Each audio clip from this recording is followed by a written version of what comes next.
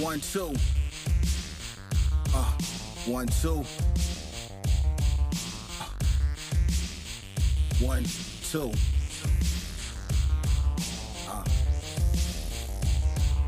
Yeah.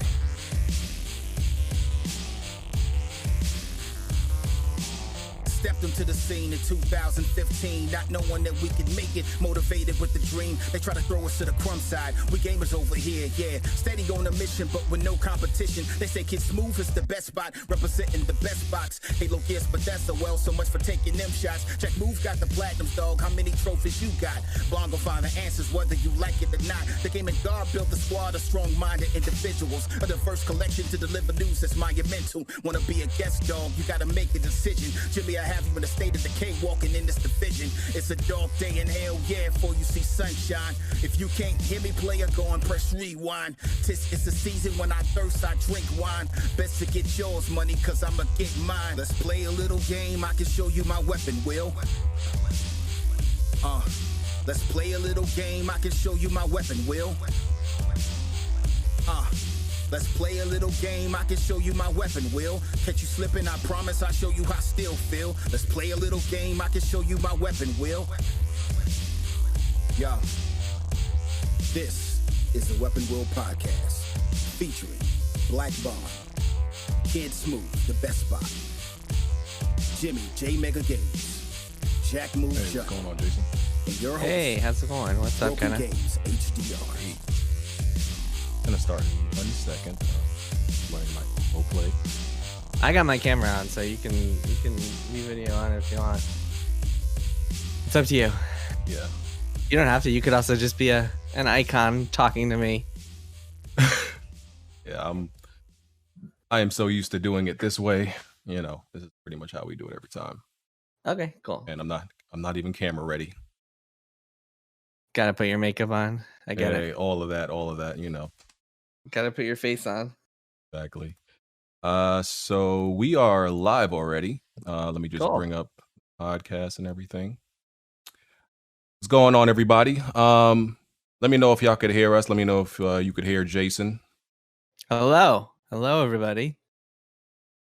Just a quick mic check. Mic check. 1 2 1 2.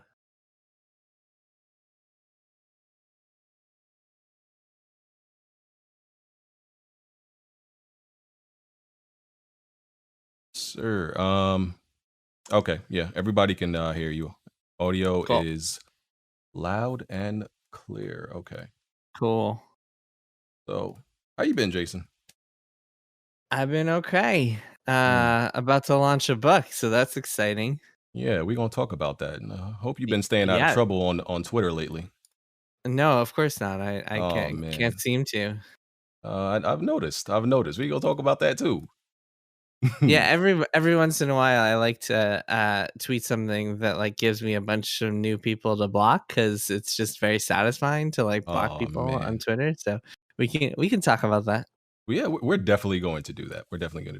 So, yeah, let me just address the people real quick. So, listen, appreciate all y'all for coming out. Please hit the like button as soon as y'all get in here. Help to support the podcast.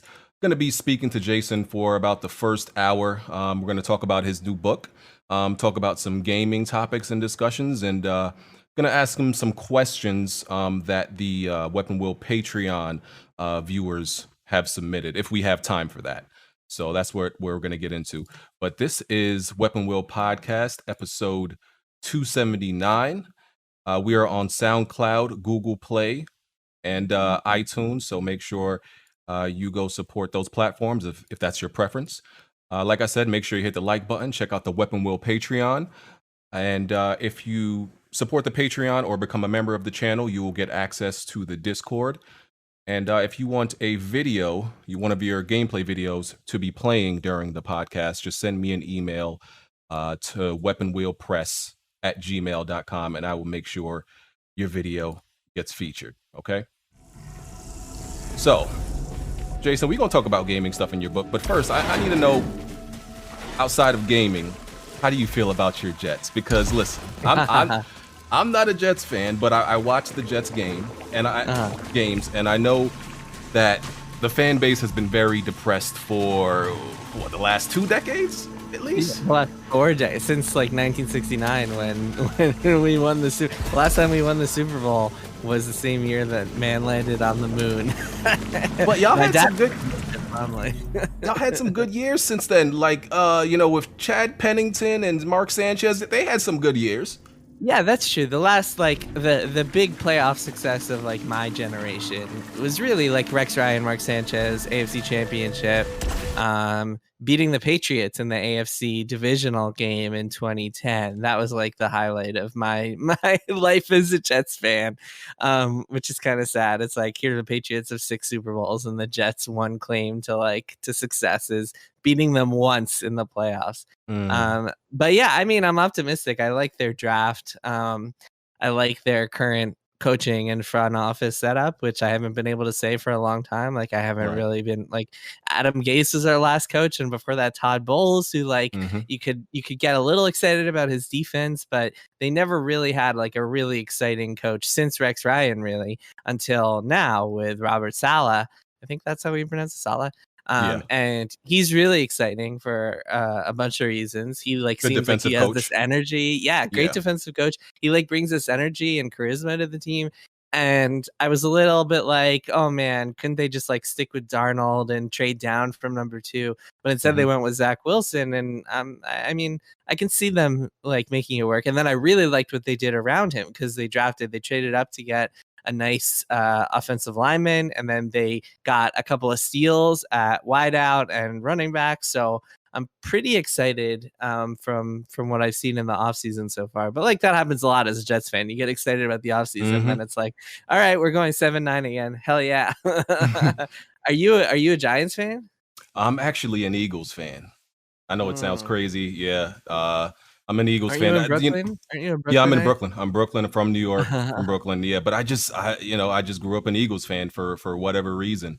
I was a Giants fan when they played the Patriots, though. That's the only time I'm a Giants fan. Yeah, that's those Super that's Bowls. a good reason too. Yeah. Yeah, I mean the Eagles are kind of a mess too, but yeah.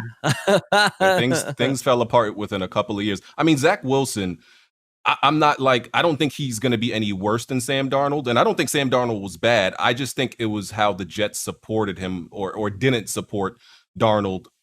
That's how I think they'll just support Zach Wilson and put the right pieces around him more than they did with Sam Darnold. So I think they'll have better success. Yeah. Well, that's the big thing is that Joe Douglas, who's the new GM of the Jets, I believe, isn't he a former Eagles guy too? Wasn't he on the Eagles at some point? He might have been. I think he was involved with the Eagles front office at some point. He seems like a super with it guy who knows how to build a team, and I've been happy with all of his moves so far. Even trading Jamal Adams, which seemed like, oh my god, you're going to trade our one superstar, our best player, but it worked out well because they didn't need to keep him around just to fail, just to tank. So yeah, I'm cautiously optimistic, I guess, about the Jets as always. And then the season starts and it's like, okay, great. More failures, more coaches getting fired. Great. But hey, that's what sports that's what gambling is for. That's what sports betting is for. Exactly. I wish y'all the best. So thank you. What games are you playing right now? I'm playing Returnal. It's funny that there's Returnal footage because I've been playing that this weekend.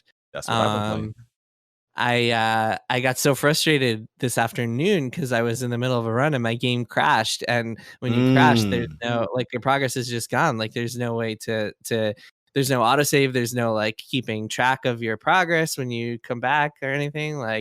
Yeah, really frustrating. But I like it. Other than that, the PS5 controller is still blowing my mind. I've been using it for a while now, and it still never fails to just blow my mind. It's so interesting because I've been live streaming it. I'm up to the 5th biome right now, and I've had several friends who have posted the game crashing on them, and I've been playing and I haven't had one crash. So it seems like it's completely luck of the draw and very random if your game crashes or not. Yeah, it seems that way. I don't know. I haven't been playing much. I'm still up to the first boss, so not super far in. But yeah, I really like the game. I really like the way it reminds me of Control in a lot of ways. When I stumbled upon that house in the first biome, I don't know anything about the story or the mysteries or anything like that, but it feels very like a combination of like the third person gameplay and the shooting and the movement, and then also like seeing these mysterious, weird metaphorical things that shouldn't actually be there. It's very reminiscent of Control, like a roguelike Control, which I think is really cool. Right. I'm really enjoying it. It's a lot of fun. I'm gonna put you on the spot, right? Ask you this question, and it doesn't have to be based on any insider knowledge you have, but if you do, you can share it if you want.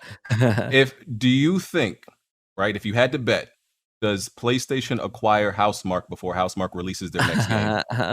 I have no idea. I thought they were gonna wind up trying to acquire Bluepoint, because that seemed like the best fit for them. They've been working with Bluepoint for a while, but hasn't happened yet.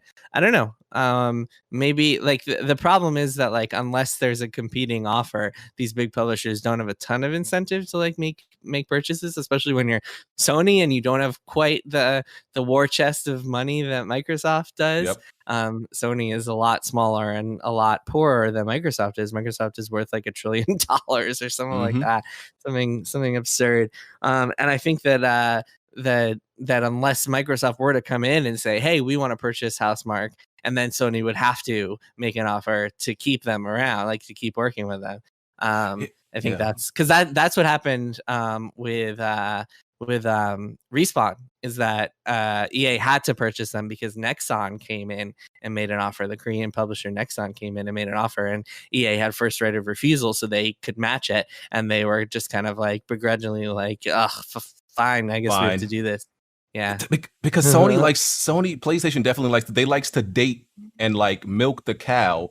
And if they don't have to buy the cow, they're gonna use you as long as possible until you force their hand. But it's like, wouldn't it benefit them to like buy early, like invest early before before the actual studio has more clout? Maybe they're worth more. Maybe, yeah. I don't know. I don't know how much cash flow like Sony actually has, and how much they're in a position to actually be making these big purchases. They did make a huge purchase in Insomniac a couple of years ago, and who knows what they can still afford. I don't know, but yeah, I have no inside info or anything. These studio political machinations are interesting, but yeah, we'll see what happens. All right, cool. So let's get to your book. So Press Reset. Ruin and Recovery in the Video Game Industry. So this is your second book. And your first book was pretty much, if you had to summarize it, the topic would be why video games are hard to make. You would say that's the summary of your first book. And perfect. This you one, nailed it. Yeah. Yeah. I've been doing my reading. I've been doing a little reading. And I've read a few chapters of this new book. Thank you for giving me a copy. Of course. And what you describe this second book to be is why it's so hard to maintain job security in the video game industry, and the stories behind those people in the video game industry. Yeah. So Press Reset, so it comes out May 11th, I should say. So next Tuesday, although people can pre-order it now wherever they want. Just wanted to set the frame there, set the context there. Right.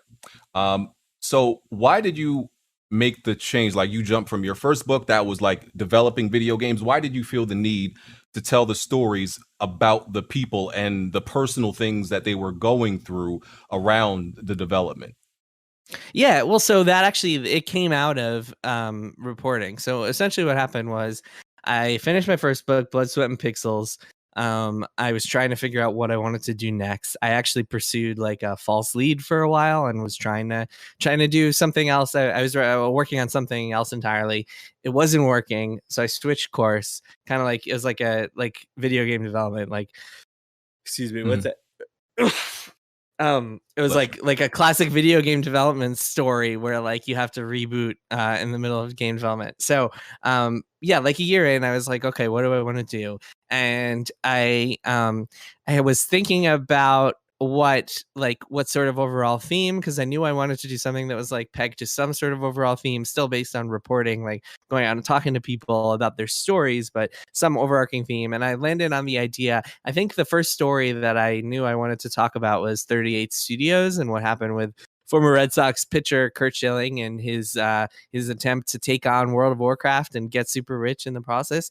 And that story was so wild that I was like, okay, why don't I take that and talk to some people who work there and report from there, and then put together a book that is like a bunch of different stories like that of like studios imploding, and kind of try to figure out how they all tie together and why this is such a big problem in the video games industry, why it's so common, and then also how it can be fixed. And so the book explores all of that stuff. So the way it's structured is, if you read my last book, if people out there read my last book, Blood, Sweat, and Pixels, basically each chapter is about the making of a different game. So like starts off with Pillars of Eternity and then Uncharted 4 and does a whole bunch of different games. And it's like some of the games came out and were successful. Some of the games were not so successful or didn't come out, like Star Wars 1313. But essentially, they were all just like individual standalone stories where it's like, this game was made, didn't get made, move on to the next chapter. And I very intentionally wrote that book in a way where you could like read any chapter you wanted in any order. With this book, I knew I wanted it to be a little bit different, and I wanted it to tell more of an overarching story as a whole about the video game industry and the problems it faces and how those problems can be fixed. So I decided I was going to start with Warren Spector, who is this legendary game designer, best known for Deus Ex and like essentially creating the immersive sim. His games like Ultima Underworld and System Shock went on to inspire tons more games. Everything from like Skyrim and Fallout to like Breath of the Wild to like the more obvious ones like BioShock and Prey and Dishonored and so on and so on. And then I kind of followed his lineage and like did all these other stories of like Irrational and 2K Marin and found some really interesting people at those studios and talked to them and tried to tell their stories and try to figure out like, okay, what happens to you when your game studio shuts down, and like, how does it make you feel? And then how do you recover from that? Because that's like a really important part of the conversation is recovery from this. So it's not all just like bleak stuff like oh my god, my studio shut down, this is horrible, this is suffering. There's also a lot of like optimism and hope and like people finding salvation afterwards. And yeah, so that's the book. I mean, it's very much about like the problems that the games industry has, but it's also about how people made it out and did cool things, and then it's also about how things can be fixed. And I think like one of the things that people will find really interesting about it is that there's a lot of just fascinating stories in there. Like some people like 38 Studios, some people might know that Curt Schilling made this studio and ran it into the ground, but they might not know all the details, and the details are pretty wild. And then they might also not know that as part of that whole process, 38 Studios bought a studio called Big Huge Games in Maryland that went on to make a game called Kingdoms of Amalur Reckoning. And Big Huge Games had its own whole story around that saga and like was essentially rescued from death and then died again. And so that story is also wild and mind-blowing. And I think a lot of people will read this book and learn some things that they didn't know before about the video game industry. And yeah, I think it'll be pretty shocking and resonant. Yeah, the book people. is definitely interesting with the amount of detail that you put in it. I mean, there's, as you said, you talk about some individuals that had part in developing games like Deus Ex, BioShock, XCOM, Dead Space. What would you say was like the most interesting story to do like research on and write about? Yeah, that Big Huge Games one was really fascinating. I didn't know anything. I have a chapter in there about Mythic, which is a studio behind a bunch of old online games like Warhammer Online and Dark Age of Camelot. But also they made the game Dungeon Keeper, like the mobile Dungeon Keeper that came out a few years ago and was like widely just criticized and slammed by people on the internet. And that was a really fascinating story because it's like very much a story of corporate influences and EA saying, hey, you need to do this. But part of it for me, a large part of what I really like about this book and what I think will really like help it resonate with people is that I found a lot of just people that I didn't know before and followed their stories and spent a lot of time talking to them. People like Forrest Dowling, who was at Irrational Games and helped work on BioShock Infinite. And then after Irrational Games shut down, went on to start his own studio. And so I spent a lot of time talking to him and like telling his story. It's really, really interesting. He's just a fascinating guy. Or people like Zach Mumbach, who is this guy that is one of the most fascinating people I met in games, who like essentially spent his almost his entire career in games at EA, and he spent it like putting in overtime constantly. Like he would never leave the office because he thought, okay, this is how I get ahead. Like he would say, I want to be Kobe Bryant. And like, just like the NBA, everybody here is gunning for your job. And like, everybody wants to do this. Everybody wants to be in games. So the way that I do this is the way that I become Kobe Bryant is by putting in every single hour I can to do this work. But at a certain point, he started realizing, wait a minute, Kobe Bryant like gets paid $20 million a year. And meanwhile, I'm coming in every day working my ass off. And the people who are actually making millions of dollars are like the executives like Andrew Wilson working next to me. And they're like leaving at 5 p.m. every night. So it's kind of like it's very reflective of some of the messed up things in this industry. The book is like real insightful. Now, you provide a lot of details in these books. You talk to a lot of developers and people behind the scenes. I got to admit, you're already somewhat of a hated guy, Jason, right? On the internet. Do you get any like pushback from people in the industry because you're telling all these stories? I got to think there's got to be some people who don't want you to tell these stories. Yeah, 100%. I mean, I think that first of all, I think that the people who hate me, anyone who hates someone they've never met, is just treating that person like a fictional character, and so it doesn't really bother me if like some chud on the internet hates me because I blocked him on Twitter for like calling me a cuck or something like that. So I really don't care about that. When people hate me who I've actually met and interact with me, that's another thing. But with the games industry, what's really important to me is being hated by the right people, by the people that I mean should hate me, because it's really important for journalism to be adversarial some of the time, not all the time, but at least some of the time. And it's really important for powerful people in games to know, and in any industry to know, that like there are people out there who are watching and observing and informing and reporting. So like if the CEO of big video game publisher doesn't like the way that I report, that's probably a good thing. That's probably a healthy thing. Like that's how people are kept accountable. Powerful people are kept accountable, and that's the job of a reporter essentially, is to do that. To answer your question directly, yeah, I mean there were some people who definitely declined to comment for this book.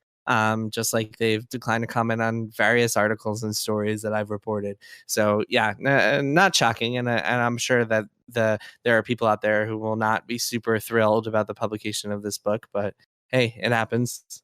Okay. So I want to move on to talk about crunch. Good old crunch, hot topic. Yeah. So you're known for reporting on crunch regarding, different studios, CDPR, Naughty Dog, and you've gotten a lot of hate from that, from the fan base, seemingly from some of the heads of studios.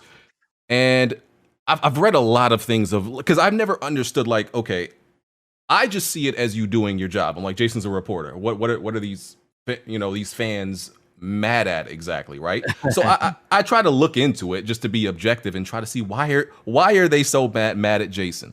So what I've gotten, and I want you to respond to this, is people say that you take some type of satisfaction in reporting negative stories because you like enjoy exposing these studios, and they think it's for your own personal interest because this is like material you can use when writing your books. So they think you feed off this negativity, for one, and they think that you're just using it for your own personal gain. What would you say to that? I mean, well, the books thing is silly. There's nothing about any of those companies in this book. There's nothing about Naughty Dog or CD Projekt Red or any of the other companies I've written about. In regards to crunch, I guess EA is in there, but that's a big company. Yeah, I mean, I think that there are a couple of things here, right? I think one of the things that is probably, I mean, based on what I've seen from Weapon Wheel fans and from even some of the Weapon Wheel hosts, I think there's a lot of console fanboyism in this community, and that, to be honest, that drives me nuts. Is like it's one thing, I get tribalism, like I'm a Jets fan, we were just talking about that. I get rooting for something to succeed, but the way that the console fanboys take it is that they take it to such an extreme that like anybody going so far as to report negative news about their favorite company is just seen as an enemy. And like a large chunk, I would say, of my block list of probably the people who quote unquote hate me are either Sony fanboys or Xbox fanboys, and especially recently Sony fanboys.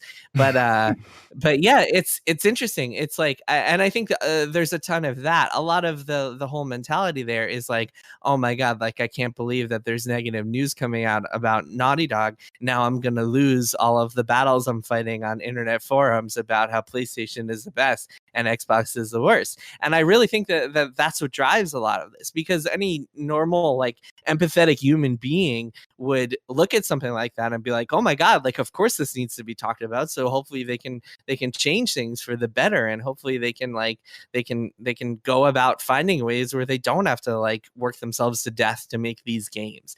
I think part of it is also there's a fear that like if a company like Naughty Dog were to stop working the way that it works, then maybe you wouldn't get games as polished as Naughty Dog games. And to that, I would say I don't think any game is worth people losing their families and getting divorces and just driving themselves into the ground for that game. And if you're the type of person who would say, no, I'd rather have these games that are highly polished than I would people be treated normally, then I would say to you, fuck off, because I really don't want anything so you to care do about with the people people. like You care about the people behind the games. You genuinely care about them. I would sacrifice the entire video game industry if it meant like making people have jobs where they are secure and safe and happy and don't have to. You're a better person than me. You a better.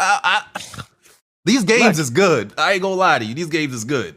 The games are great. Look, I don't think that we need to go that far. I think there are ways for games to be made in sustainable, healthy ways. And in fact, one of the things that I wish I had done a little bit more in my first book, Blood, Sweat, and Pixels, is explore that stuff. And so that's something that I tried to do in this book, is explore a lot of like more sustainable things. And at the end, I have a chapter at the end of Press Reset about like the solutions to some of the problems that I propose. Everything from like remote work, which is something that has become suddenly very relevant, to unionization, to outsourcing, a lot of different stuff that I explore in there. But point being that like I don't think we're gonna need to like chop off the head of the entire video game industry. But I do think that like if you look around at games, even if you look at it from, even if you say, you know what, I'm a gamer, I don't give a shit about people. I mean, first of all, I think there's something wrong with you if that's the case. But even I've said that a few times. Even if you say that, one of the reasons that we get games all the time that are so full of bugs and full of unoriginal ideas and just full of issues is because so much of the veteran talent in the video game industry has burnt out. I saw a stat the other day that was like someone was counting up all the job postings on a website for games industry jobs, and it was like 10 times as many of the job listings were for senior staff as opposed to junior. And the reason is because senior people just burn out of the video game industry. Like you work 10 years in the games and you're like, I can't do this anymore. The pay is low. The hours are too long.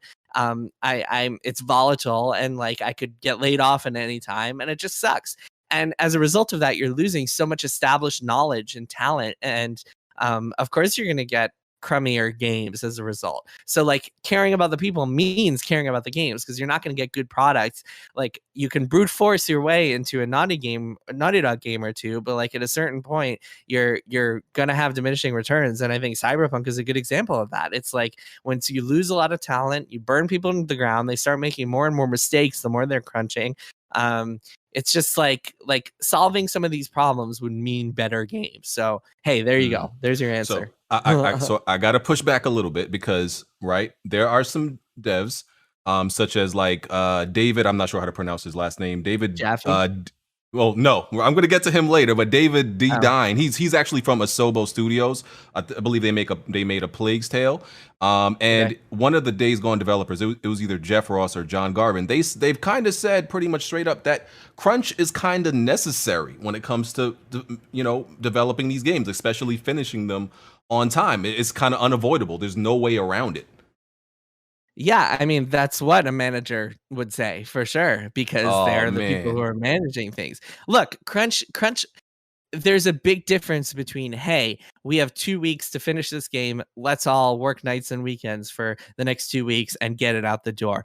I don't think you would find many people who would object to that. I mean, I crunch in my life. Like, I work overtime. It happens. You work nights and weekends. Like, it's not a big deal if you have to do it every once in a while. The problem in the games industry is two problems, really. One is that it's often unpaid because people are on salaries. So they're not getting paid for their overtime work. They're not getting hourly wages.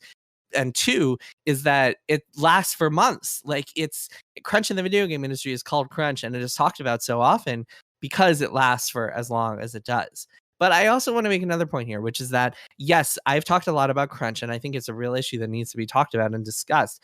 But Press Reset, my new book, is not about crunch. It's about volatility. And I think that more than crunch is one of the reasons that people are burning out so much out of games, because the thought that, like, even if you make a giant success like BioShock Infinite, that your studio could suddenly shut down a year later and you'd be left stranded in Boston and like not have any other game studios to go to and just be totally screwed. Like, you have to move across the country if you want a new job in games. That fundamentally is what burns a lot more people out than crunch. And then crunch, you combine all these things, of course, they're all factors, but it's the volatility that is a way bigger problem and something that needs to be addressed like ASAP. Like, you see every single year, it's like Bobby Kotick is receiving a $20 million bonus while laying 1,000 people off this year. It's like this happens all the time. And the games industry is making more money than it's ever made. It's like made, I think the last stat I saw was $180 billion. But people just can't, like, they can't seem to keep people around. They can't seem to stop doing layoffs and shutdowns. That to me is a way bigger issue than crunch, to be honest. So, and this is this ties into one of the questions that one of my patron viewers, patron supporters asked. Unions in the gaming industry.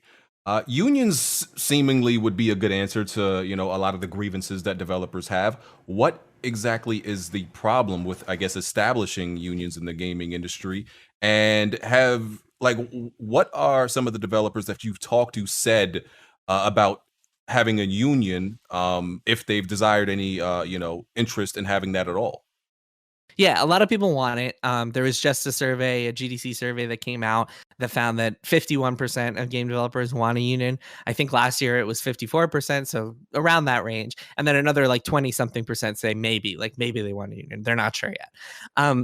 Yeah, I mean, I think unionization is inevitable. I think it's gonna happen in some form or another. I think the biggest problem, honestly, is that like to get towards bigger picture things here, is that the U.S. has just become very hostile to unions over the past 20 years, especially under Republican administrations. There's been a lot of like dismantling of labor laws and regulations that help protect unions, and unions are seen as very weak. There's a lot of anti-union propaganda, as we saw with Amazon in Alabama.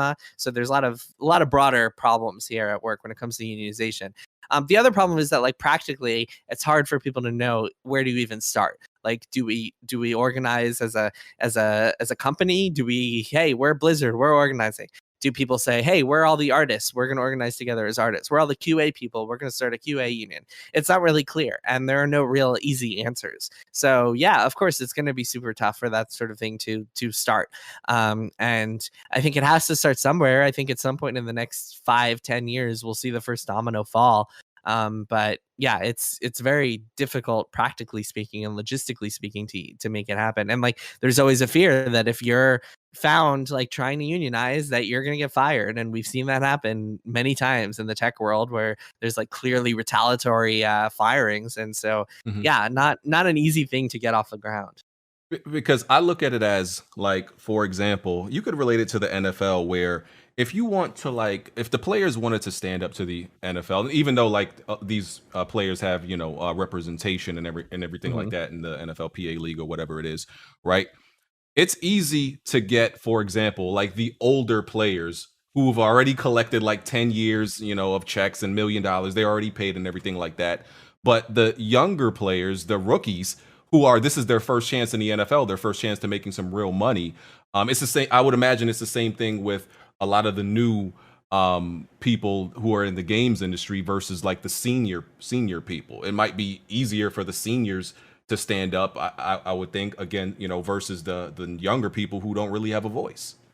I actually think they might have the opposite problem. I think that like Really? younger people, yeah, I think people in their 20s these days are just like tend to skew more towards the left and more towards like pro labor and pro union and as opposed to more senior people. I mean, you said it yourself, like whoever it was talking about how crunch is inevitable. Oftentimes you hear that from the older people. Oftentimes it's older people who have been, if people last in the video game industry and they make it for 20 years or so and they have these like entrenched positions, they don't want to give that up because they might be getting a nice paycheck. They might be making six figures. They might be getting a nice bonus every so often.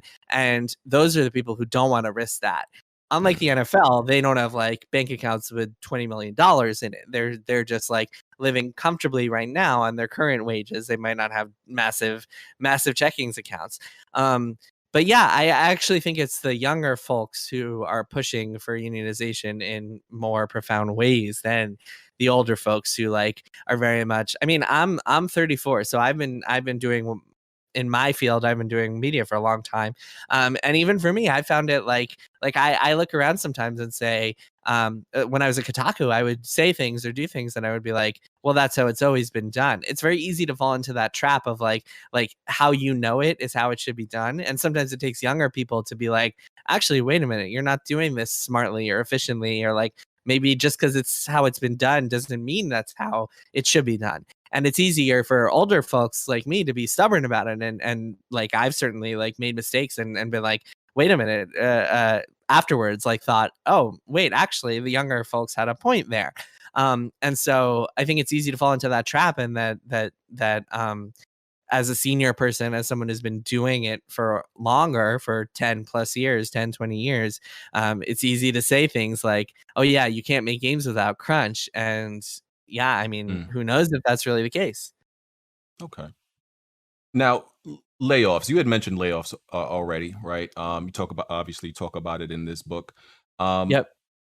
Now, the way I would say, I partially look at it, and a lot of people look at layoffs for individuals from certain studios, is that the sentiment that people have is they'll be all right, right? If you've worked at a certain studio and like they're prolific enough and they have enough recognition in the industry. For example, let's say you worked at Naughty Dog and you get laid off. What people think is, oh well, they worked at Naughty Dog, they have that on their resume.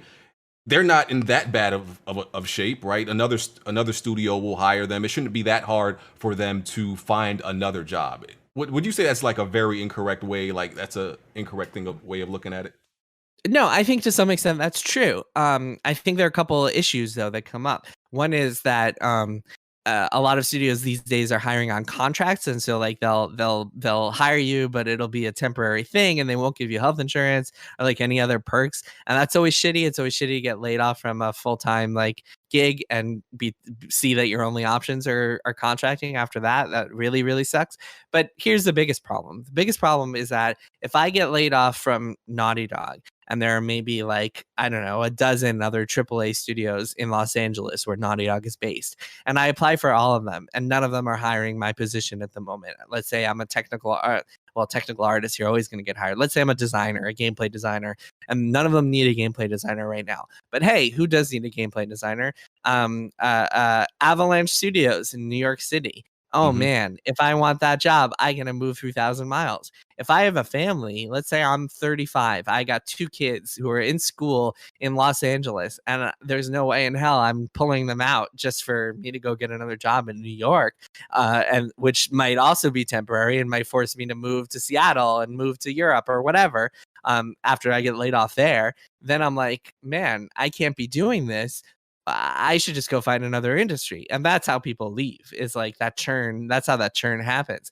And that's the biggest thing, right? Is that like, if you're laid off, it might not be too tough to find another job if you got experience, if you're in like a high in demand position, but where will that job be? And that's the biggest difference between like the video game industry and Hollywood, is that Hollywood is all based in one city for the most part. You can bounce around between jobs there and not have a problem. You don't have to move and uproot your whole life every time you need a new job. And in games, it's such a big problem because not everybody can do that. And that's why so many people in games are like in their 20s, is because when you're in your 20s, that's when you can do that. When you get older, when you have kids, you can't do that. And yeah, it really sucks. And so, yeah, so that's the way people should be thinking about it. They might be thinking, okay, they'll be fine. And that's true to some extent. But like, will they be fine and have to move 3,000 miles for their next job? And will they instead decide, fuck it, I'm not going to do that. I'm going to quit and go into I don't know, banking, because that's stable. Yeah, I mean, I look as a gamer, I look at the gaming industry and the developers as like, I don't envy your job at all. Like, I see way more downside to being a developer than upside. I mean, the stress, the depression. I'm like, what? I don't. You must really have to love what you do to be a game developer. Because it's not glitz and glamour. The internet fanboys going after you on Twitter. Yeah, like you develop a game for let's say 4 or 5 years, and you could have wasted 4 or 5 years of your life because the internet might hate the game, or the game might be mismanaged and it comes out terrible. Like I would hate that. Yep. For one project waste 5 years of my life. The job has way more downside. I could only appreciate the people who do it. Yep. Yeah. Yeah, I mean, I would never work in the video game industry, and yeah, I mean, I'm always fascinated by people who do, and some people, like for a lot of people, it's like they really just love it, and obviously there are tons of people who would kill to work in games because they love video games and love the idea of like, and it's a fun job. It's like at the end of the day, you do get to work on games all day, which it can be a lot of hours, but the work is usually going to be satisfying and like challenging and interesting work. But yeah, the problem is that as a result, I mean, a large part of the video game industry's problems is that it's the result of that whole supply and demand thing, which is that there's this endless line of people who would love to get into the video game industry. So what do we need to keep all these people around? And those are the kinds of conversations that the managers and the executives with their fat checks have, which is who cares? Like, let's let some senior people leave and bring in some new people at half the salary who would kill to be here and will be happily working nights and weekends because they're just thrilled to be here. And exactly. Yeah, that's the main reason that the games industry skews so young. Question for Jason.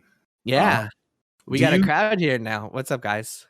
Do you think that's the reason why there's like more of a growth of like independent? Because I'm seeing a lot of even senior guys, go the independent route that used to work for like big studios and whatnot, making like big AAA games, and now they're like on like independent work. What is your take on that? Yeah, 100%. And there's actually a lot of that sort of thing in Press Reset in my new book. There's because at a certain point, it's like, why don't I just work for myself? Why am I slaving away? Like, why am I putting in my nights and weekends and working endless hours just so Bobby Kotick can buy a bigger yacht? Like, if I'm gonna do this anyway, why don't I go do it for myself and see what happens? And the other thing is that once you've been through a studio shutdown, you're kind of like, well, going indie is a risk and it could be volatile, but hey, doing this AAA thing is also clearly volatile. And so one of the chapters in the book, I mentioned before, a guy named Forrest Dowling, who's one of the more fascinating developers I met. He was at Irrational Games, which made BioShock and then BioShock Infinite, kind of a seminal studio. And they shut down in 2014. And after that, he was kind of saying what you were saying, BG, is that he was saying like, all right, I've worked at Irrational Games. I got all these games on my resume. For me, it's not really a matter of will I get a job? It's a matter of what do I want? Where do I want to work next? And for him, instead of moving across the country, he decided, I want to stay in Boston. I want to try to do the indie thing. And he wound up starting the studio with a bunch of other ex-Irrational people called The Molasses Flood. And they went on to make a game called The Flame in the Flood. And then another game called Drake Hollow, which just came out last year. Cool game. Cool, like multiplayer game. And yeah, they wound up like making it work. And a lot of people have been able to do that, which is really cool to see. Like the indie world has changed everything and made it so some of these people can actually have more sustainable careers. And it's kind of like, yeah, it's super risky, but everything in this industry is a risk anyway. So why not do it? Yeah, it's definitely an avenue that more of them are exploring. Good for them. So I want to switch gears to talk about Cyberpunk. Yeah. Good old Cyberpunk. My audience knows I've been they call it hating, but I call it predicting. I've been predicting that this would be the fate of Cyberpunk, way before it came out, right? So would you agree that Cyberpunk 2077's launch and the events that followed are it's like the biggest disaster in gaming history? That's how I see it. I don't know about that. The whole industry worse? crashed in the 80s. When the entire industry crashed, that might have been worse than Cyberpunk. Okay, second worst disaster ever. Nah. I think there's a lot of worse stuff than Cyberpunk, and in fact, I think Cyberpunk will ultimately wind up being a good thing for a few reasons. I think that it might be the poster child for game developers looking over at their managers and saying, "Hey, we need to delay this thing, or else we'll wind up like Cyberpunk," and that is so important and could make such a big difference that alone might make the whole thing have been worth it. And the other thing is, I think CD Projekt will be just fine. I think they're gonna win fans back. I think they're gonna update the game over time and improve it and make it function and release the next gen versions and blah blah blah blah blah. Give away DLC for free to everybody. They're gonna find some way to win the PR battle and get people back. Even if it takes a couple of years. Fundamentally, the lasting impacts that it'll have, if they might only be positive. So we can't say it was one of the biggest disasters if that's the case, right? I mean, just getting removed from PSN, that's ET levels of burying it in some landfill. Yeah, right? Don't get me wrong. Okay, yeah. Let me back up a second. I don't want to make it seem like this was not a disaster, because it was a massive flop. It was a massive disaster of this game, and the ramifications of it will be huge. I just reported last week that the executives in charge are still taking home massive bonuses, which is again testament to how the games industry works. They all get these massive checks anyway. I think between $4 and $6 million went to each member of the board. But it's, yes, this was a humongous flop. Anyone who bought the game on consoles, I hope they got refunds, because it's just I feel it's terrible for a lot of people. I feel worse for worst of all, I feel for the game developers who worked on this game and put all so many hours and so much time and passion into it. Because it's one thing to crunch on a game that then goes on to win Game of the Year, and you're kind of okay, it was worth it for me personally. But to crunch on a game that then becomes such a debacle like Cyberpunk was, man, that sucks, man. Depressing. That really sucks. So you're right that this was a disaster. I don't want to undermine that. I don't want to underplay that at all. But I think I wouldn't say it was one of the worst things of all time. I look at some of the studio shutdowns I cover in Press Reset were a lot bigger disasters, because they led to a lot more pain ultimately than this did. Yeah, and a lot of gamers say oh, they've lost the goodwill of the gamer, but gamers have short memory. All you got to do is just dangle something, shiny and sparkly in front of them, and they'll completely forget about Cyberpunk's launch. As soon as they show their next game, as long as it's shiny, and there'll be some people that might wait for some reviews or wait for the word if it's that it's working well, but they're gonna have short memory about it. Witcher 4 comes out. Here's what they're gonna do. They're gonna do Cyberpunk Enhanced Edition, and hey, we're giving away the expansion for free to anyone who bought the game, just as a token of goodwill. And then they're gonna come out with Witcher 4 in a few years, and it'll be it'll blow everyone away at E3. And it'll this is always gonna be nobody's gonna look at CD Projekt and be I will never trust them again. They'll just be a little more cautious next time, and they'll be won back, I'm sure. Exactly. So you said flop. And I know when you had reported on that, a lot of people, disagree with you. They were how could it flop? It sold this much millions. And, they went on Twitter and bragged about how much the game sold, and they reported how much they made. And how do you define a flop, and why would you say Cyberpunk is a flop? Because I throw that word around sometimes. I say Death Stranding flopped, for example, right? And the reason I say... Okay. Sorry, go ahead. I say Death Stranding flop because...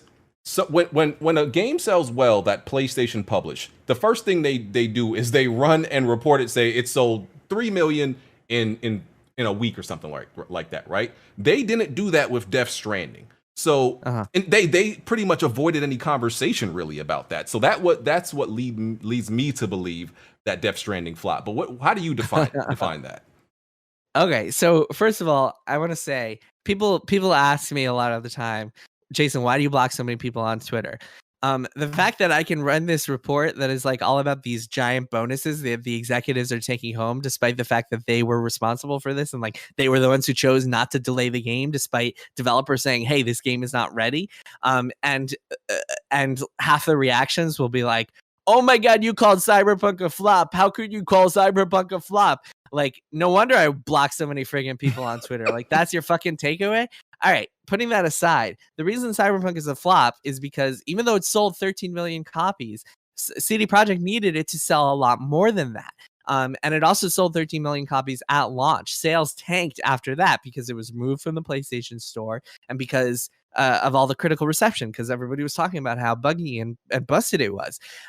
What people don't understand is that a flop is relative, right? 13 million copies would be amazing for most games.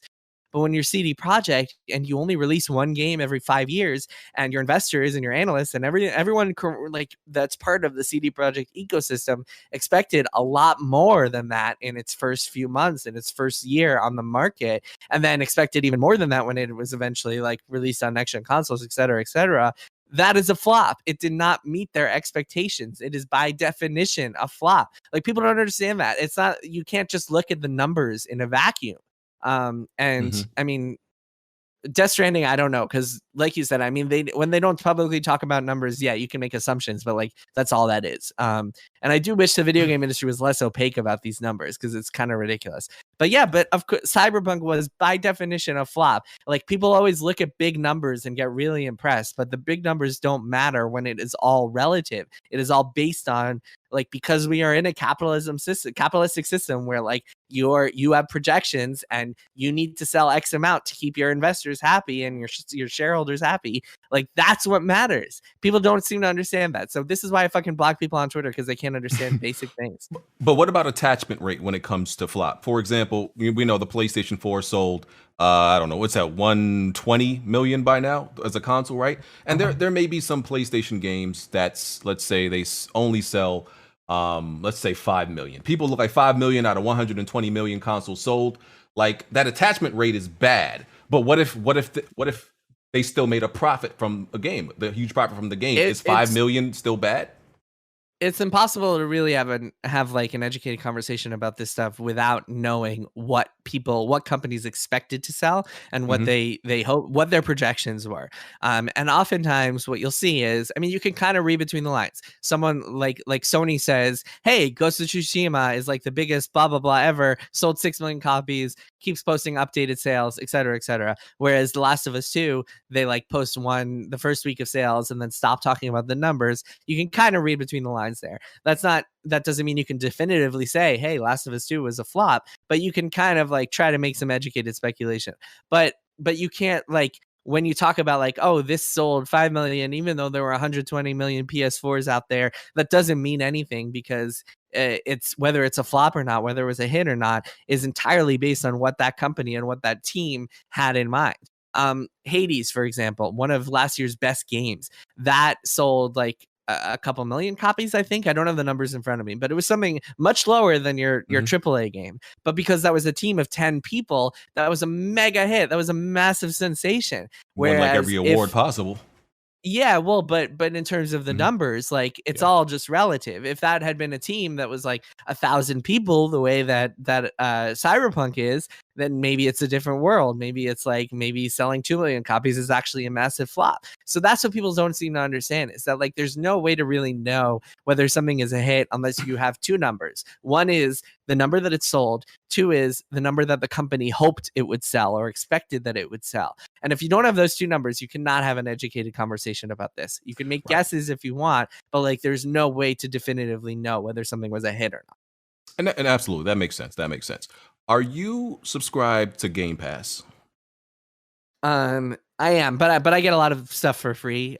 Just as part of my job, I get a lot of game codes for free. But yes, I do have Game Pass, and it's awesome. I was playing around with it on my Series X, and yeah, I'm regularly impressed by the stuff that's put on Game Pass. I'm interested in because there's always this debate about whether Game Pass is sustainable. You know, the subscription service for games is sustainable.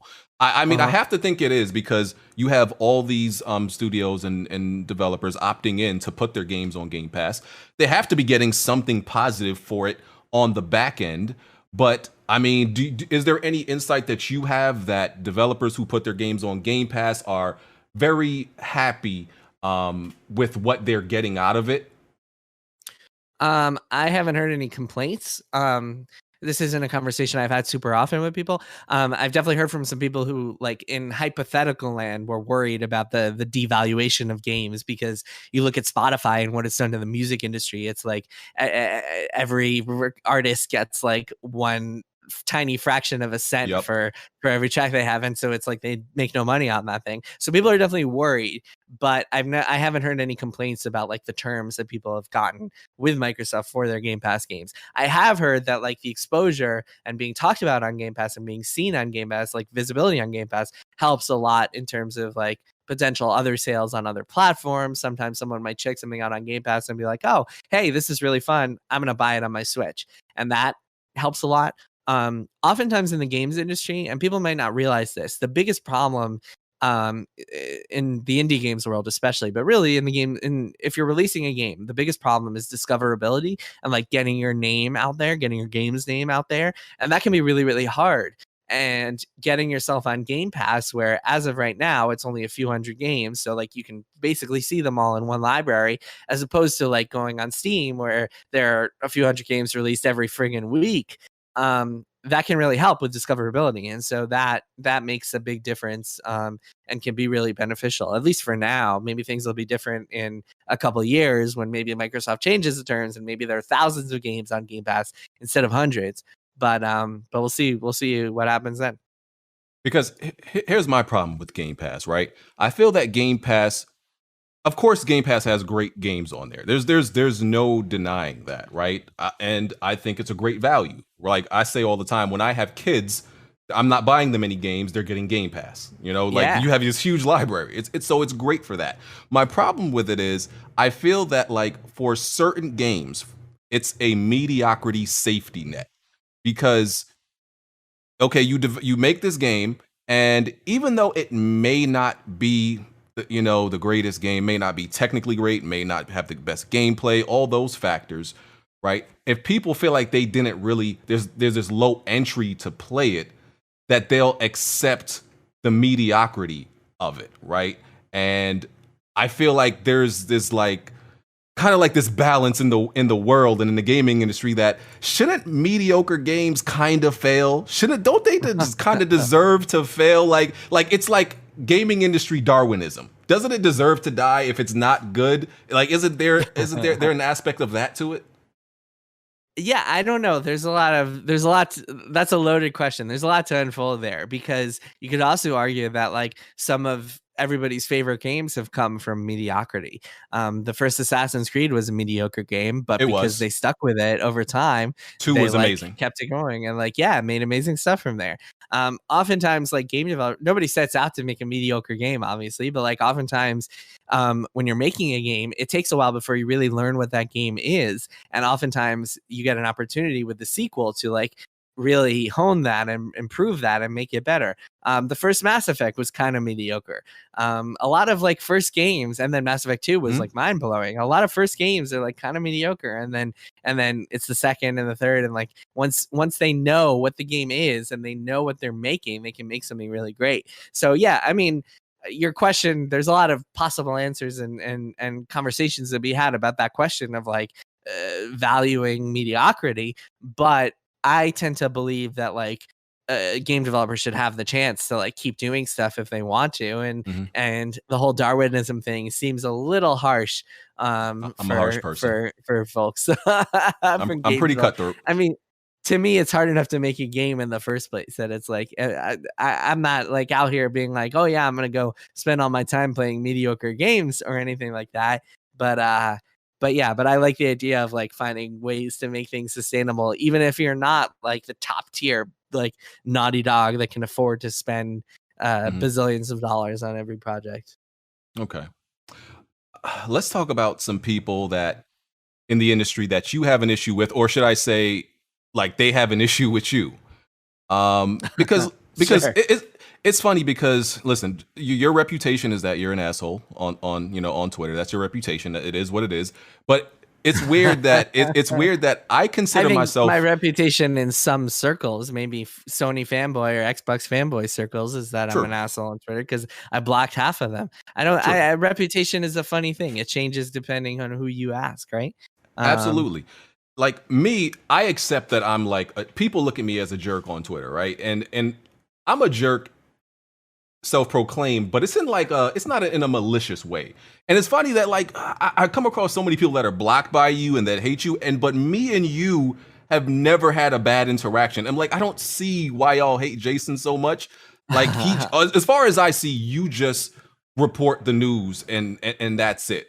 My theory is that like we're both from New York. That's my theory. And like I think we just have a certain way that people don't understand, but we understand each other because we're from New York. Because I truly don't understand like what people's issue with you and your reporting is.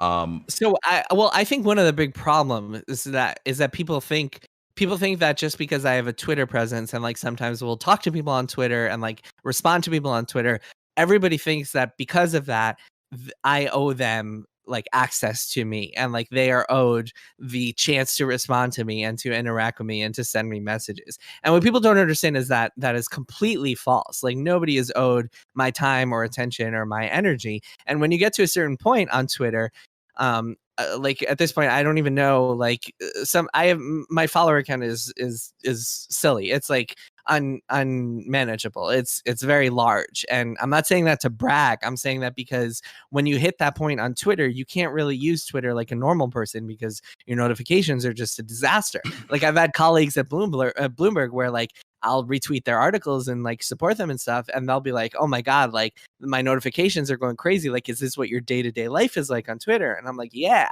And that's a blessing and a curse, right? Like it's a good and a bad thing. It's good because I love that I have this platform and can use it to like boost stories and boost voices and like try to do a little bit of good. But the bad thing of that is that everybody thinks that they're owed your attention. And when there's like negativity sent my way, I'm just like, I'm not like in the business of dealing with this. Like I want nothing to do with you. And so I decided a couple of years ago that like, I'm not going to allow this on my feed. I'm not going to allow people who annoy me anywhere near my Twitter feed. I'm not going to allow them to respond to me. I'm not going to allow them to ruin my day. I'm not going to allow them my attention or my time or my headspace at all.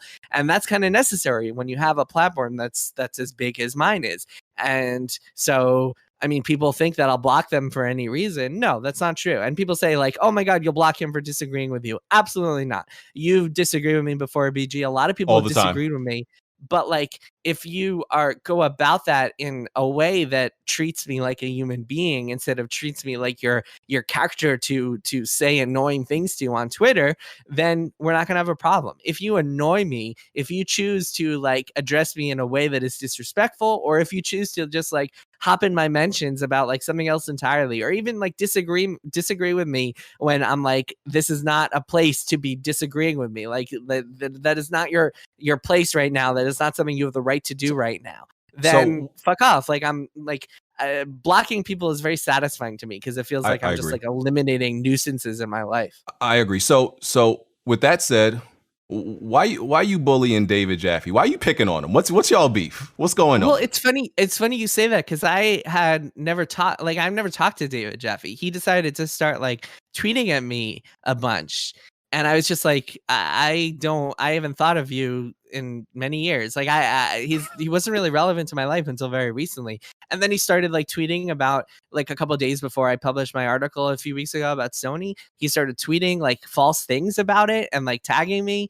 And before that, he was like making videos about my articles about Crunch. And he's like one of those old timers who's like been in the video game industry for years and years. And so he's kind of like one of those that I was talking about earlier, where it's like, I'm comfortable, like crunch is how games get made, blah, blah, blah. He's got a very old school mentality about some things. And so when I report on crunch, he decides to make videos about it. I had never really interacted with him until recently when he started tweeting at me. And then I was just like, I don't really want, I know, like I said, you don't really deserve my time or bandwidth right now. So I'm just going to block you. And then I don't know, I haven't really paid attention to him since then. I don't understand why he's like suddenly relevant. And like, I don't know. I don't want to, I want nothing to do with him. Like, I don't understand why this even came up in the first place. Like, he can go live his life, and he should just stop talking about me. Cause like, I don't want anything to do with him. Well, you know, he's been back like live streaming and, you know, just making video content. So I guess, you know, you just became a target. I don't know. I don't know. Well, I just that's see. the thing. It's like, at a certain point, it's like, to be relevant, you have to like go after people and start drama because it brings people to your channel. So Are you saying David Jaffe's clout chasing? You saying he clout chasing? I'm not saying anything. I don't, like I said, this person does not really occupy much of my thought or my time. So I just don't like I said, when I block people on Twitter, oftentimes it's just because I don't really want them to be part of my life. I don't want to think about them anymore, so they can just go away. And so, yeah, I mean, like I said, I want nothing to do with that, and like, keep me out of it. Keep me out of that stuff. What about Colin Moriarty? Because I see y'all seem to throw shots at each other sometimes too. I don't know where that comes from either. Yeah, well, that guy is a little more harmful, I think, because he has hired and given a big platform to some people who are really, really harmful to people, to colleagues of mine, and done some really nasty things. And also the reason I talked about him a couple days ago, because he had responded back when I was first reporting on CD Projekt Red and their crunch back in October or so last year, September last year. He was responding by saying like, hey, it's not a big deal. Like, basically saying all this false stuff about what they were doing, about how they only had to work 7 extra days, which is completely false. They were crunching for months and months. He was saying how they're all going to get rich, so they'll be fine. Clearly, that's not the case. A lot of stuff like that. He has a big platform, so like when he spreads misinformation to a big platform, sometimes I feel like I got to address it every once in a while. And yeah, that's that. Okay. I remember I spoke to you years ago that you were blacklisted by a few studios. I know you were blacklisted by Bethesda. Are there any new studios you've been blacklisted by that won't give you access to anything? It changes every month. Well, the thing about Bethesda, what's unusual about Bethesda is that they just had this permanent, like, we will never talk to you again since 2013. Still the case. Still, they've never talked to me since 2013. Other companies, it's kind of like hot and cold relationship. Like, I'll have to get on the phone with them every once in a while and be like, look, we got to talk this through. So yeah, that stuff, when a company is like that, I don't want to call them out, because to me it feels like we can have our private interactions and try to deal with it like adults. Because I actually really appreciate it when a company's PR people are like, hey, this is why we're upset about this thing, let's talk it through, as opposed to Bethesda, which I'll happily call out at any time, because they're babies who are just like, we'll never talk to you again, which is like the most unprofessional, like childish way to deal with that sort of thing. But yeah, hey, that's their prerogative. They're allowed to do that. I'm still going to keep covering the company fairly and as accurately as fairly as I can. But yeah, it's preposterous, and it really speaks to the way that game companies like think of journalists in the games industry, which is that, like, if you're not part of the marketing machine, if you're doing things that break our marketing plan, that disrupt our marketing plan, then we don't want anything to do with you. So,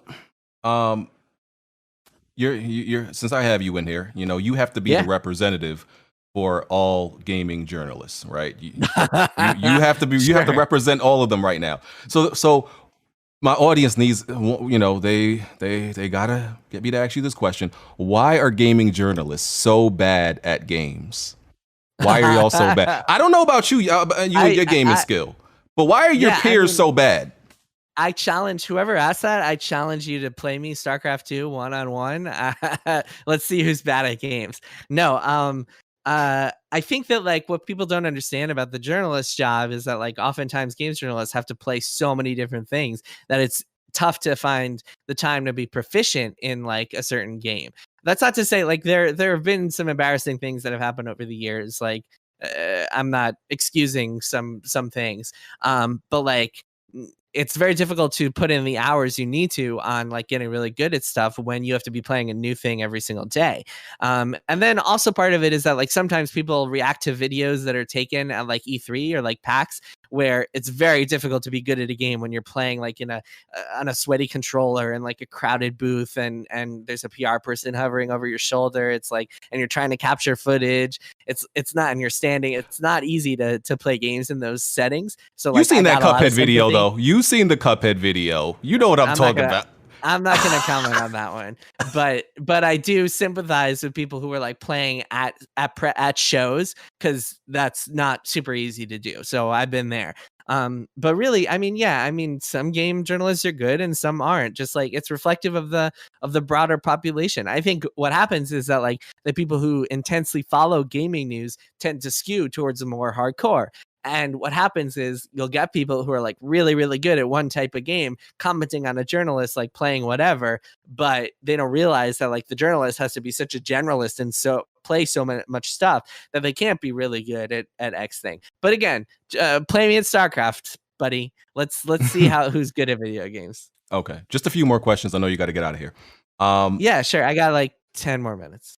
Cool. So as we know, PlayStation is slowly putting a lot of their games on PC. As Jim Ryan said, the whole slate. That's the description he used.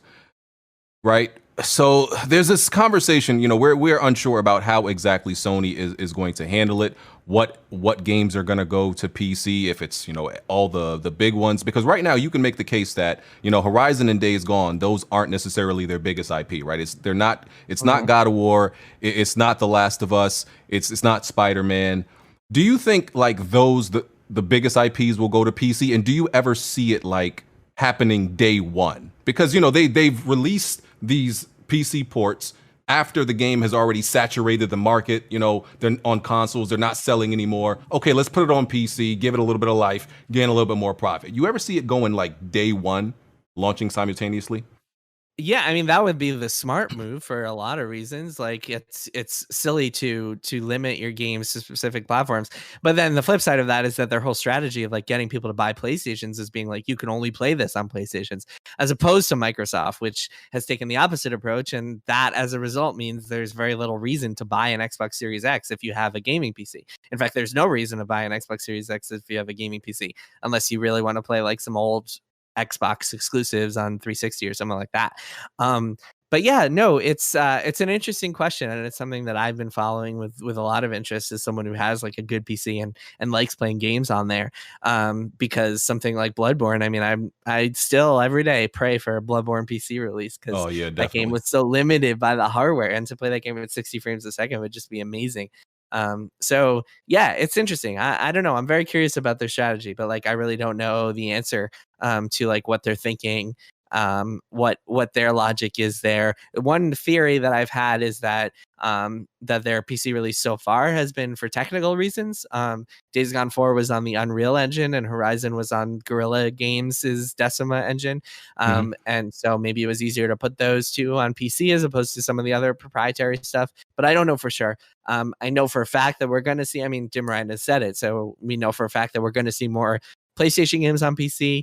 And the ones that I've heard about are just like what you would expect based on this pattern so far, like older games. Right. But Jim Ryan, he's earned the nickname Lion Jim Ryan, right? Because he's went back on a lot of things that he specifically said, or the PlayStation brand has said. For example, the whole "we believe in generations," right?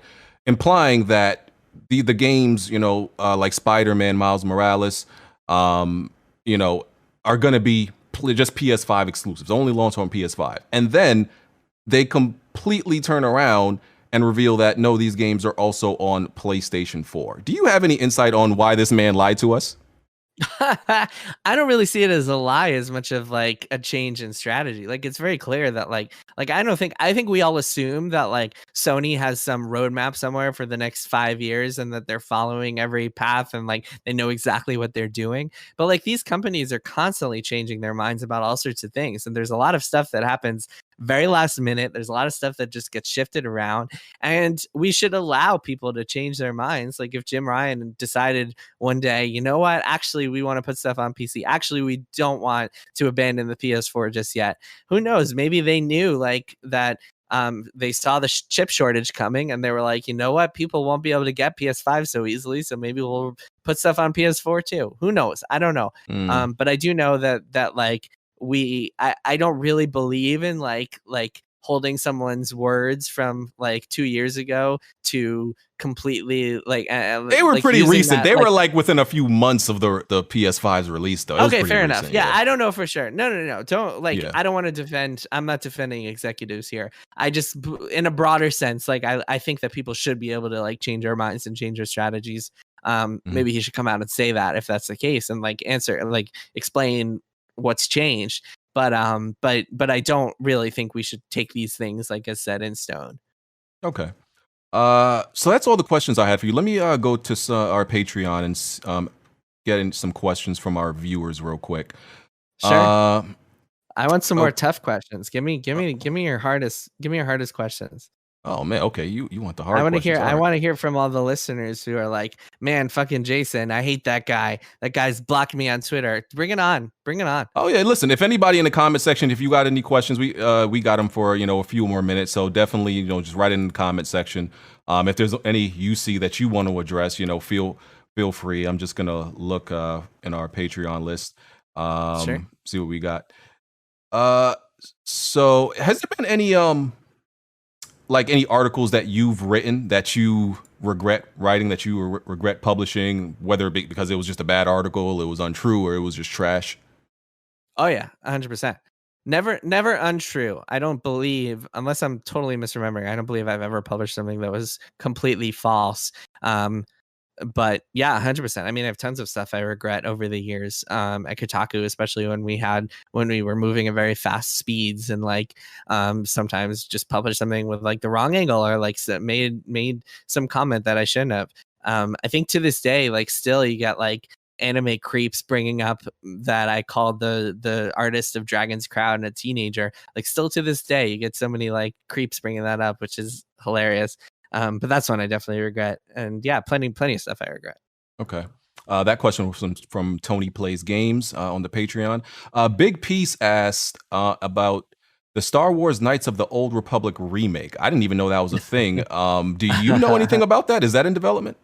Yeah, the rumors started a couple weeks ago because I was on the MinMax podcast and I mentioned it. He got it out of me.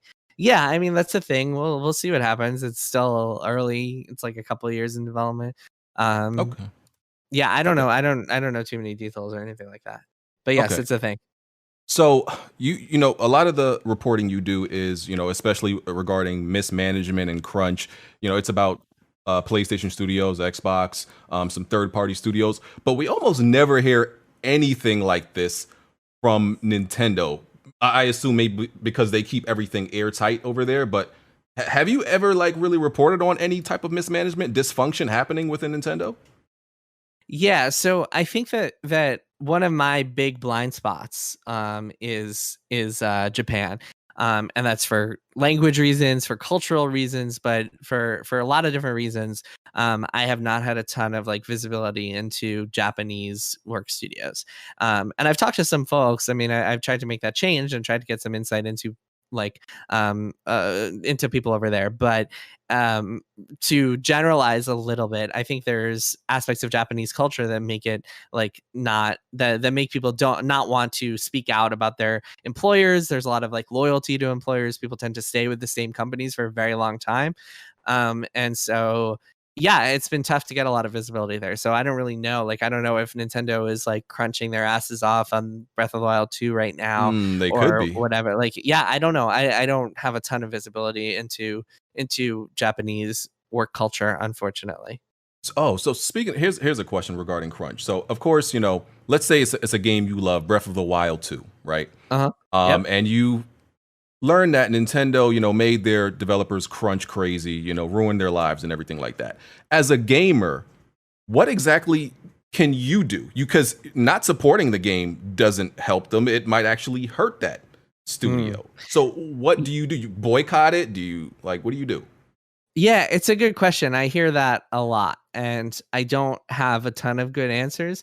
The things that I can think of are one, talking about it a lot, because like adding just bringing more visibility to these issues helps a lot, I think. And I've heard like in general, I think crunch is discussed a lot more now than it was a few years ago, and I think that's because like people are still talking about it and talking about it a lot. So that helps. Being supportive to people instead of just like shitting on game developers on Twitter. I mean, you shouldn't do that anyway, but like just like sending notes of empathy towards people if you hear that they're in a tough situation, that helps a lot. Like I'm sure I know for sure that like people who worked on, I don't know, the new like Anthem Next back when that was being canceled, like people really appreciated seeing a lot of like kind words on Twitter about like saving Anthem and stuff like that. And then yeah, just like showing your support for those staff and like actions they might take can go a long way, I think. Okay. But yeah, I mean, boycotting, if you want to boycott something like as an individual action, by all means do it, because if you don't feel comfortable playing a game. But I don't really think that like individual actions can fix systemic issues, which is like true in a lot of cases, whether you're talking about like police in America or video game crunch, like any a lot of these systemic issues that like require widespread change just cannot really be done on an individual level. Like you can have a couple of good wins, satisfying wins on an individual level, but like really you just need sweeping changes. And I think that's very much the case for games and unionization and like some other things, I think are the ways to make that, to enact that systemic change. Okay. Fuzzy Belvedere asks, if you were not a gaming journalist, what other hobby would you want to report on?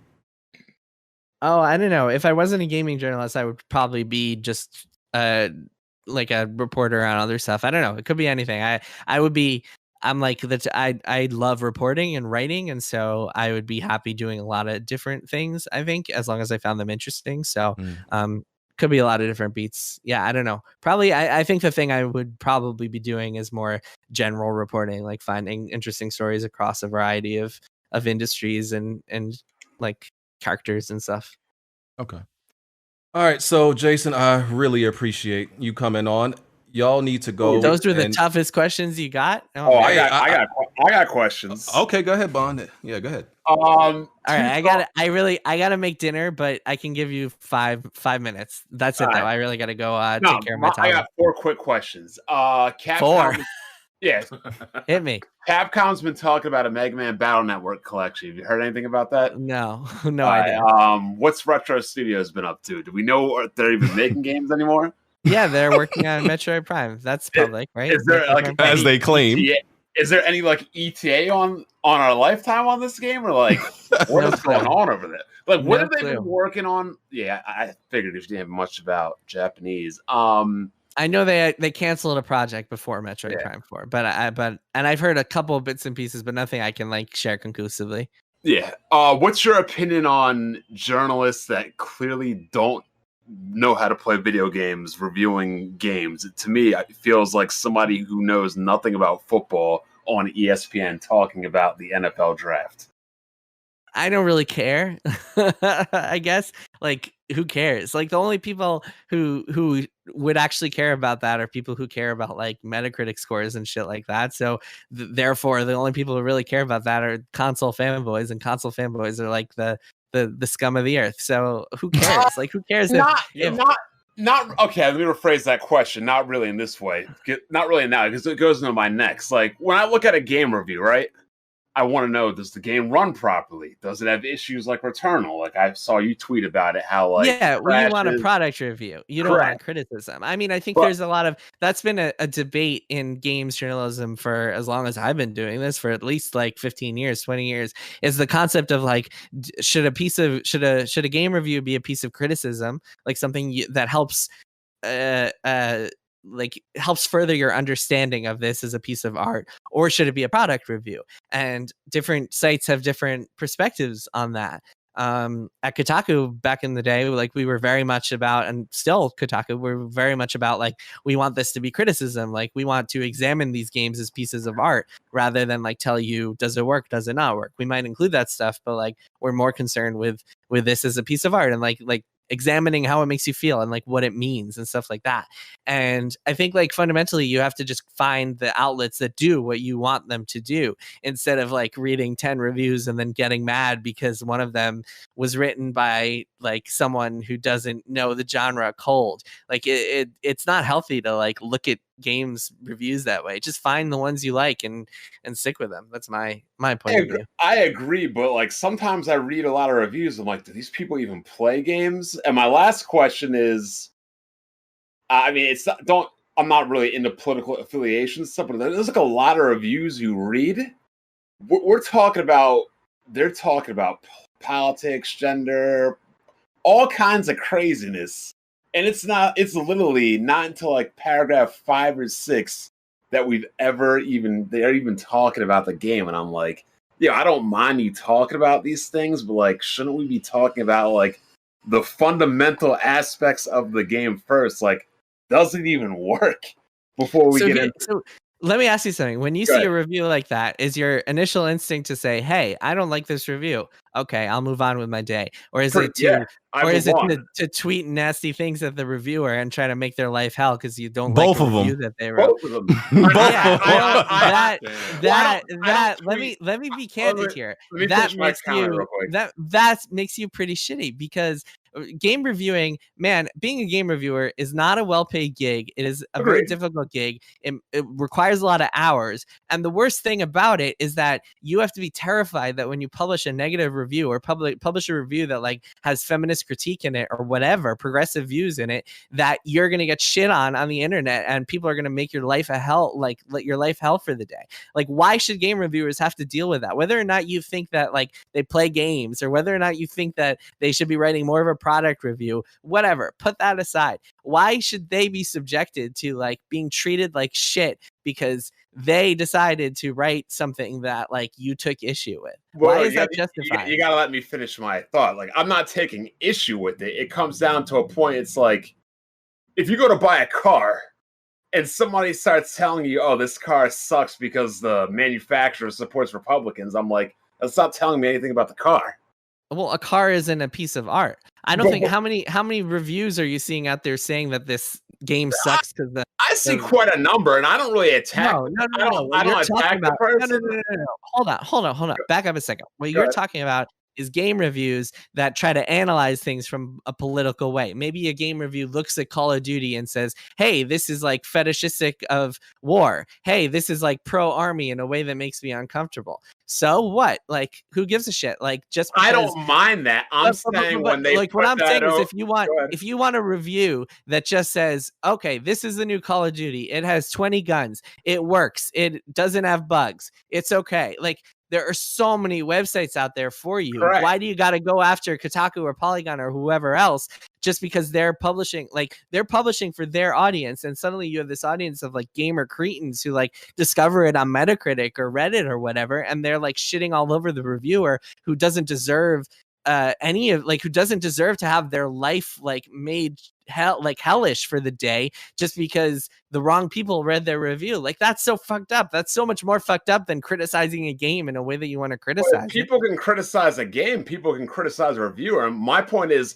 there's nothing wrong with you critiquing a game politically and stuff, but you still have to remember to critique the game. That's my point. No, they don't. A review can be anything it wants to be. I've read reviews. We've published reviews on Kotaku that were like poems or like pieces of fan fiction. A review can be anything it wants to be. If you want a product review, you can get that so many friggin' places. Yeah. It's just like it doesn't seem like there's so much stuff out there. I would maybe like empathize with your point a little bit if there were only 2 review websites and they were both writing like weird experimental reviews instead of saying this game is buggy, this game crashes, whatever. But now in 2021, you have so many options and YouTubers and like product review specific YouTube channels and IGN and GameStop, like all these different big websites give you so many different options that like to get mad about the one review that chooses to criticize a game politically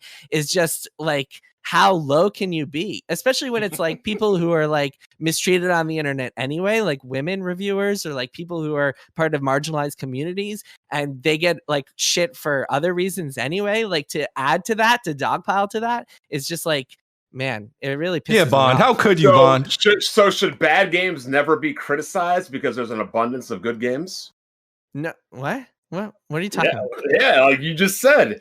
There's no point. You shouldn't criticize because you can go somewhere else. So should bad games never be criticized because I can go out and find a bunch of other good games? Is it your job to criticize reviewers? If you start a website that is like review, so what are you talking about? Of course, people should criticize bad games. If it's their job, or if they feel like criticizing a bad game, of course they can do that. So, and you know what? Okay, but here's the thing. It doesn't have to be your job to criticize a bad game. Bond, I'm not saying you should not criticize the review either. Like, I'm not even saying that. I'm saying if your instinct is to tweet at the reviewer, hey, what the hell, man? Like, hey, fuck you. How dare you do this? Then you're a shithead. If your instinct is to say like, okay, I don't like this review.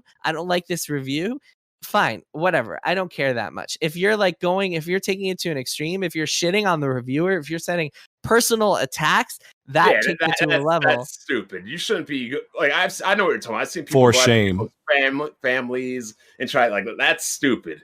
But there are sometimes I'll poke fun at her. I'm like, yo, bro, like, did you even play this game? But outside of that, it's like you shouldn't be like trying to destroy somebody's existence. I think when you're over a game review, when you're poking fun and 50 other people are also trying to do the same thing, then it makes their lives miserable. I can't believe there are toxic people on the internet like that. I can't believe it. I mean, like, it's for shame. If you work at any job, and you're like, people are always going to be looking at your work, regardless of what you do. Right, anyway, Jason. I gotta go make dinner. I can't believe how late you guys kept me. Good job. Yeah, good job, press reset, ruin and recovery in the gaming industry, in the video game industry, coming out May 11th. Jason, thank you for being on. Yeah, go pre-order it now. I'm really excited about this book. People should go check it out. You're welcome to tweet at me your reviews. Feel free to insult me and get a block. Get this block. Yeah, man, no, I'm really excited about it. Actually, I think this book will resonate with a lot of people, and there's a lot of like really good stories in there that I think people will really enjoy. Is there an audio version, or is it just like digital? Yeah, there's an audio version. Yep, you can get physical, you can get digital, you can get audio. In fact, the audio version is read by Ray Chase, the same guy who read the first book, who read Blood, Sweat, and Pixels. So he was Noctis in Final Fantasy 15. And yeah, I'm really excited about it. All right. Jason, that's your. I thought this was your third book. No, second book. Okay. Yeah. All right. Appreciate you coming on, man. All right. Thanks, guys. Take it easy. All right. Peace. I for one cannot believe that there are niggas on the internet being toxic and trolling reviewers. Guess what? I'm niggas. I know you are. I mean, I get his points, but to a degree, I feel like there's got to be an accountability for anybody that does any kind of job, whether you're a game reviewer or anything. And like, whose side do you think he's gonna stick up for? He got to stick up for. I understand, but like I said, like if Jimmy went to buy a car and he was looking at the reviews for the car, and the reviewer was saying, "Oh, this car sucks because Ford supports Trump," how does that help Jimmy make an educated decision on what kind of car he's trying to get? Like, he wants to know about the specs of the car. Like, if somebody wants to like put their political beliefs in, okay, like you can sprinkle that here and there after you tell me about the car, but the first 6 paragraphs of the car review shouldn't be about Trump or about the Democrats or whatever political affiliations. Hey, shout out to Jason. That's my guy, man. Appreciate him always coming on. That was like his 3rd appearance on Weapon Wheel. Shout out to that guy. He's like somebody we can really bring on here and like as a journalist and, really talk to him about anything. So shout out to Jason. So we can get to the pod. Hey, y'all awake? Jack, y'all there? Yeah, he said he wanted hard questions, so I had to give him a tough one. Yeah. Oh man. Y'all just woke up for real. Yeah, I woke up. My neck hurt. It's hard sleeping in this gaming chair. Damn. Well, I don't know how. I mean, you know what? You're 100% right. It probably is hard sleeping in a gaming show. You got nothing to play. Exactly. You sleep. I knew he was gonna throw some shots. All right. So we can get to the regular topics now. I'll do my intros real quick. Raise your hand if you got Returnal for free. Oh, I did. Oh man. Well, technically, Smooth paid me, so. Did you get reimbursed for that too? Yeah. Can't get my names right. BG, did you get reimbursed? Yeah, Smooth paid me. Yo, Bond, people was asking about if you're gonna stream that, by the way, so you might want to let them know. I might. I'm probably gonna take a break from games a little bit after Cold Steel 4. Oh, Lord. Hey, we got 600 people in here. Can we get some likes? Hit that like button. Hit that Some likes need to be up to 300. Yeah. Y'all did a good job last week. We just had to keep motivating and keep mentioning the like button because last week, it's sitting at 900 likes right now. Jiggy merch commercials start. Jiggy merch commercials start next week. Yeah, I need to create an image for that. I'm gonna create an image for that. I need to remind me this week, Jack. But yeah, please hit that like button. Let's get it up higher. That was a good interview with I have an idea for the narrator. It should be Jack acting out the commercial, but Mocha speaking for Jack in her Jack imitation voice. Oh, I like that. I like that. Funny. All right, let's do these intros.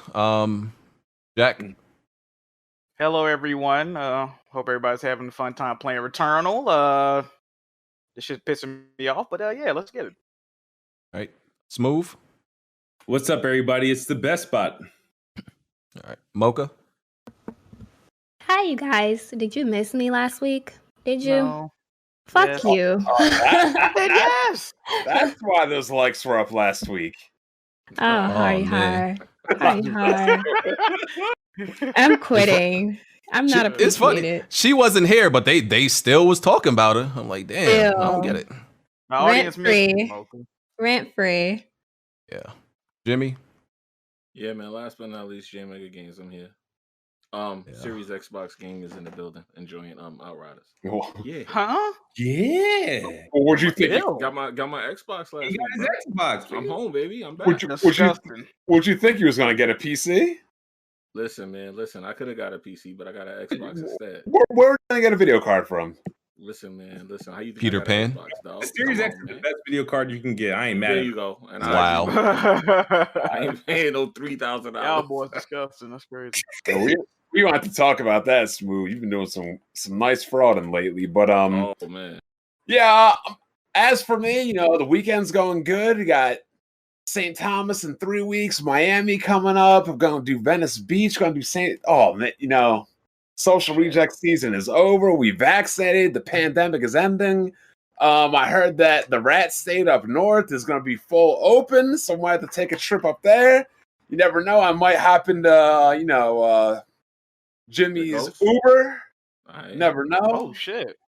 Could be in the heavy D Uber. Hey, man, I got a new car, bro. You have to pay a little bit more, dog. Gotta pay a little. Well, I hope nobody's trying to pepper spray you or anything. No. But outside of that, got some good topics today. Yeah. Smooth got violated again because Mocha wasn't on last week. Oh yeah. Always that. Oh, okay. Yeah. There's actually not that many topics this week. It was semi-dry besides, Returnal releasing and a few things. I got a lot of Xbox topics to talk about. That we can save them for later, though. Let's talk about there was a few Xbox worthy things in the news. I think. Let's see what we got.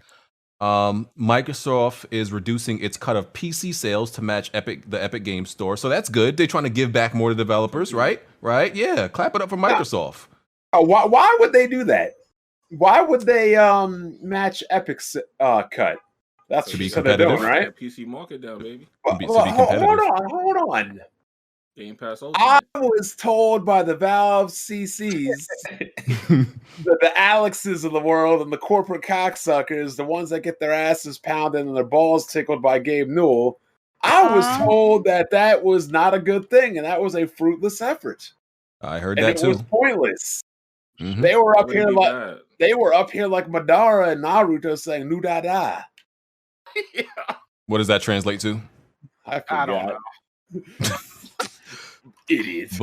But yeah, that's great that Microsoft is doing that, and it's clearly because they're trying to compete and with Epic Games and match what they're doing to give back more to the developers. So that's a good thing. So shout out to Microsoft for that. Yeah, I appreciate competition. See, everybody appreciates